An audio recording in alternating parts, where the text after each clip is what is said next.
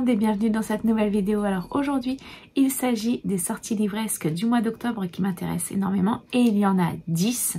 Mais avant de commencer, je tiens encore une fois à vous remercier de tout mon cœur pour votre participation, tous vos commentaires, vos pouces, vos abonnements, etc. Ça me fait toujours très chaud au cœur. Donc n'hésitez pas à me dire ce que vous pensez des livres dont je vais vous parler, si vous avez envie de les lire. Sinon, quelle est votre sortie la plus attendue pour vous? Alors là, je vais être un petit peu embêtée dans cette vidéo. Je vous présente Oompa Loompa, notre bébé chaton qui est arrivé la semaine dernière à la maison et qui évidemment découvre tout ce qui se passe et veut toujours participer. Donc je risque d'être un petit peu dérangée par ce petit bébé. Je vous disais, n'hésitez pas à me dire en commentaire quelle est votre sortie ou vos sorties livresques les plus attendues de ce mois d'octobre. Et puis si vous êtes trop timide, mettez un emoji en rapport avec Halloween, puisque ça y est, le mois consacré aux citrouilles, aux fantômes et aux bonbons est arrivé. Donc voilà, faites-vous plaisir avec les emojis. Donc on est parti tout de suite.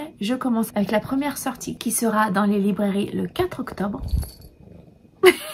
Il s'agit des Trônes Trahis, écrit par Nesrine Amari et publié chez Hugo dans leur collection Stardust. Alors dans cette histoire, il va s'agir de vengeance, de guerre entre deux royaumes, de complots de cour, etc., de magie. Ça a l'air hyper palpitant. Et donc on va être dans un univers de fantasy où il y a deux peuples qui sont vraiment en très grand froid, on va dire, et qui sont au bord de la guerre. On a d'un côté le royaume de Cydia qui est gouverné par la princesse Phoebe. Depuis le meurtre du couple royal, le royaume s'affaiblit, la magie disparaît petit à petit, les terres s'assèchent et la colère gronde au sein du peuple. Et de l'autre côté, on a le royaume de Killan qui est lui gouverné par un jeune roi qui s'appelle Emrys et qui est le commanditaire du meurtre des parents de Phoebe. Donc elle, pour se venger et pour retrouver un peu plus de pouvoir et sauver son peuple, elle décide d'infiltrer le royaume de Killan pour pouvoir ensuite s'approcher du roi Emrys. Et elle a un don particulier, un don magique particulier, c'est de pouvoir tuer par un simple baiser. Donc elle veut se rapprocher de lui pour ensuite pouvoir le tuer. Sauf qu'évidemment, il va se passer plein de choses. Elle va découvrir que le roi est un peu plus que simplement le commanditaire du meurtre de ses parents. Peut-être ne l'est-il pas, ça je ne sais pas. C'est une supposition que je fais de mon côté. Et donc voilà, il va y avoir des sentiments qui vont naître entre les deux. C'est un enemies to lovers, ça c'est sûr, donc une romantasy. Et j'ai vraiment hâte de découvrir ce roman. Toujours en date du 4 octobre, sortira le tome 2 du Pont des Tempêtes qui s'appelle La Reine Traîtresse. C'est écrit par Daniel L. Jensen et c'est publié chez Brajlon. Je vous fais un rapide rappel du tome 1. En fait, on va suivre Lara qui est la fille du roi d'un certain royaume et elle a été élevée et formée tout au long de sa vie pour devenir une tueuse parce que son but c'est d'épouser ensuite le roi d'Ithacana qui n'est autre que le roi Arène. Elle doit l'épouser pour ensuite le tuer puisqu'en fait son royaume à lui est constitué de plein de petites îles et surtout d'un pont qui relie les mondes entre eux et c'est par là que transitent toutes les richesses, toutes les marchandises, etc.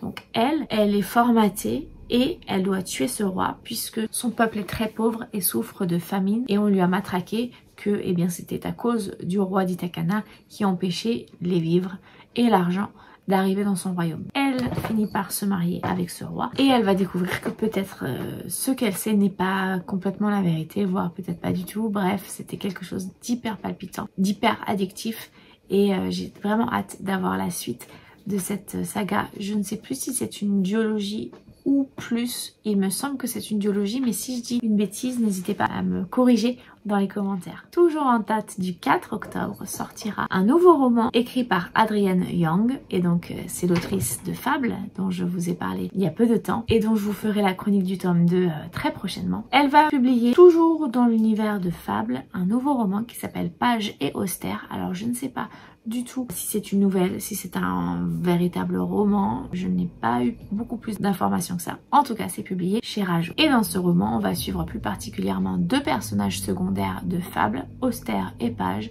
Austère appartient à la famille des Roth, une organisation criminelle très dangereuse à Bastion, là où Austère a grandi. Et lui, un jour, il a une mission, c'est de voler un certain jeune homme qui s'appelle Page, sauf que lorsqu'il va le rencontrer, eh bien son monde et ses certitudes vont complètement être chamboulés. Sauf que, évidemment, gagner sa liberté n'est pas si facile que cela. Il va y avoir plein d'embûches sur son passage, enfin sur leur passage, puisque, eh bien, Page aussi va tomber amoureux de lui et ils vont essayer de tout faire pour pouvoir s'en sortir. Ça m'intéresse quand même pas mal de voir et de creuser un petit peu plus le passé de ces deux personnages. On le sait un petit peu dans Fable, on l'apprend, mais je me dis que ça pourrait être super intéressant de pouvoir lire quelque chose où on ne suit que ces deux personnages entre autres. Ensuite on change de date, le 5 octobre sortira Mon ex et autres malédictions, le tome 1, c'est écrit par Erin Sterling et ça sera publié dans une maison d'édition que je ne connais pas personnellement qui s'appelle Exergue. Ça a l'air d'être un roman vraiment doudou, ça a l'air vraiment très sympathique. C'est donc une romance pleine de magie avec une héroïne qui a jeté à sort à son ex sans penser aux conséquences. On va suivre Vivienne Jones qui est une sorcière et il y a 9 ans, afin de guérir son petit cœur blessé, eh bien elle va s'enivrer de vodka, de musique triste, de bain moussant et d'un certain sortilège lancé contre son ex. Elle pensait pas forcément à mal, elle sait que c'est pas forcément super bien de lancer des sortilèges, des malédictions sur les gens, mais elle se dit que ça ne durera qu'une journée ou deux, sauf que en fait, pas du tout. Plusieurs années plus tard, eh bien son ex revient dans le petit village où elle habite et elle s'aperçoit qu'en fait la malédiction est toujours sur lui. Donc il lui arrive plein de choses, plein de catastrophes à chaque fois. Ils vont décider tous les deux de s'allier pour essayer d'arranger un petit peu la situation. Et surtout, je crois, pour sauver le village qui du coup suite à l'arrivée de ce personnage, eh bien se retrouve menacé par je ne sais quelle catastrophe. Je vous donne quelques idées de catastrophes qui peuvent arriver à cette ville qui s'appelle Graves Glen. Eh bien, elle va se retrouver attaquée par des jouets mécaniques meurtriers, par un fantôme en colère, par un chat parlant. Bref, vous voyez un petit peu l'histoire farfelue. En tout cas, voilà, ça m'intéresse énormément et je pense que je pourrais passer un bon moment. Là, en lisant un petit peu ce résumé, je ne sais pas trop pourquoi, mais ça me fait penser un peu à Ivy Wild. C'était une histoire de magie avec de l'humour, etc. Donc j'espère que ça sera tout aussi bien, voire peut-être encore meilleur. Je ne sais pas, je vous en reparlerai quand je l'aurai acheté et surtout quand je l'aurai lu. Ensuite, le 5 octobre, sort également un roman qui s'appelle Une couronne de lierre et de verre. C'est écrit par Claire Legrand et c'est publié là aussi dans une maison d'édition que je ne connais pas et qui s'appelle Olympe. On va suivre Gemma Ashbourne qui a tout pour être heureuse. C'est la fille d'une famille élue par les dieux pour hériter de leur pouvoir. Et elle occupe son temps à organiser des bals fastueux, des réceptions grandioses, tout ça pour tromper sa solitude. Sa sœur, Mara, elle a été envoyée pour servir l'ordre de la rose, en fait c'est-à-dire devenir une guerrière finalement. Sa mère, elle, a disparu il y a des années et son père et sa seconde sœur, Farine, eh bien eux, ils passent leur journée à établir des plans secrets pour détruire une autre famille, la mystérieuse famille basque. Et donc elle s'est créée une carapace parce qu'en fait sa famille est dotée de pouvoir, mais elle non. En tout cas, elle est allergique à la magie et dès qu'elle se trouve à côté d'un phénomène magique, eh bien elle a d'énormes, d'insoutenables crises. Alors je ne sais pas quel genre de crise. Et un jour elle va rencontrer Talon, je ne sais pas, qui est un jeune homme. Lui veut à tout prix rétablir l'honneur de sa famille et en fait Gemma s'aperçoit que c'est la seule personne à être capable de soulager ses souffrances. Mais voilà, elle se méfie un petit peu de cet inconnu et on n'en sait pas plus. Ça m'a l'air très intéressant. Tout à l'heure je vous parlais de Ivy Wild, et bien justement je vais vous parler à présent de son autrice parce qu'elle sort un nouveau livre le 11 octobre qui s'appelle Island Magic, le tome 1, donc écrit par Helen Harper et publié chez Bookmark. On va suivre une jeune femme dont on ne connaît pas le nom, en tout cas dans le résumé, qui est orpheline, qui est fugitive et qui est une voleuse. Et on sait aussi que c'est une Cid, une créature imaginaire. Je ne sais pas trop exactement ce que c'est, mais en tout cas on sait qu'elle a été arrachée au ventre de sa mère et qu'elle est restée une paria parmi les Cids. Donc les Cids ont des pouvoirs magiques, ont des dons magiques, ont aussi une richesse inimaginable et un pouvoir insondable, mais elle ne veut plus rien avoir à faire avec eux. Elle a fui leur terre en Écosse, dans les Highlands, lorsqu'elle avait 11 ans et elle ne l'a jamais regretté. Sa seule famille, eh bien, c'est celle qu'elle s'est créée avec d'autres voleurs hors pair comme elle. Un jour, eh bien, elle va avoir besoin de quelque chose et ce quelque chose est détenu par un séduisant héritier du clan Moncrief. Je ne sais pas trop si c'est un Cid décide ou pas, aucune idée. Pour pouvoir le récupérer, il va falloir qu'elle se replonge dans le monde de la magie, décide, etc. Sauf que, évidemment, il va y avoir des conséquences. Et alors, il y a une petite phrase qui me fait sourire et qui me dit que ça peut être vraiment une lecture très très chouette. Cette phrase dit: pour le récupérer, je vais devoir me replonger dans ce monde, qu'importe les conséquences. Heureusement que j'ai le sens de l'humour. Je crois que je vais en avoir besoin. Je n'en dis pas plus, je pense qu'il n'y a pas besoin de plus de précision que cela. Ensuite, le 12 octobre sortira enfin le 3e tome d'Harry Potter, donc Harry Potter et le prisonnier d'Azkaban, dans la version faite par Mina Lima chez Gallimard Jeunesse. Et là, j'ai vraiment très très hâte enfin de pouvoir le toucher et le feuilleter, puisque ce tome 3, pour moi, c'est mon préféré dans la saga. Donc je suis vraiment très impatiente de le découvrir, celui-ci. Je ne vous en parle pas plus, tout le monde connaît, mais en tout cas sachez qu'il sort le 12 octobre. Le 13 octobre sortira un roman qui s'appelle Passeur de souffle. C'est écrit par Patricia Espel et c'est publié chez La Martinière Fiction. Je vais vous lire le résumé qui est très très court, ça sera plus simple. Né sous le sceau du sang, Bren est un guerrier violent et arrogant. Obsédé par l'avenir prestigieux que lui promet une obscure prophétie, il ne reculera devant rien pour obtenir la gloire. Naï est prisonnière du cocon, où on l'oblige à porter un collier de cristal, symbole de son asservissement. Pour s'en libérer, la jeune femme est prête à tous les sacrifices. Les routes de Bren et Naï n'auraient jamais dû se croiser. Pourtant, s'ils veulent rester en vie, ils n'auront d'autre choix que de s'allier. On est ici dans un monde de fantasy qui est très original aussi, je trouve, puisqu'en fait dans ce monde, 4 troncs forment le monde. Ils sont les gardiens du souffle, partout sur la Terre, et ils peuvent sentir ce qu'il se passe, etc. Ça m'intrigue énormément.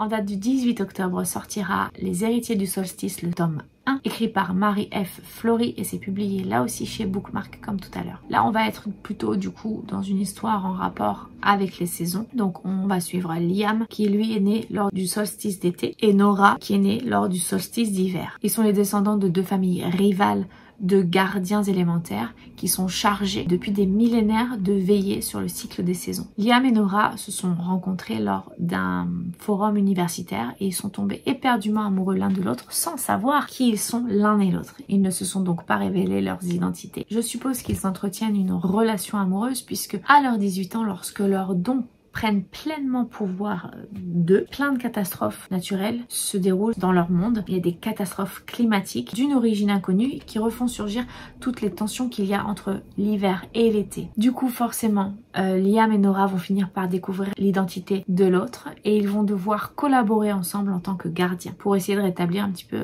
l'équilibre, arrêter toutes ces catastrophes qui surviennent dans toutes les grandes villes du monde. La question est de savoir si les 2 héritiers vont réussir à collaborer pour restaurer la paix ou alors savoir si le conflit ancestral qui les tenaille aura raison de leur amour, etc. J'aimerais vraiment découvrir ce roman. Et enfin, le dernier roman dont je vais vous parler, il s'agit du tome 2 du Royaume des Fae, écrit par Tessonia Odette, publié chez Corrigan Éditions, et ça sort le 25 octobre. J'ai le tome 1 qui s'appelle Le cœur du prince corbeau, je ne l'ai toujours pas lu encore, et alors je vais quand même vous résumer ce tome 1, évidemment, pas le tome 2, hein.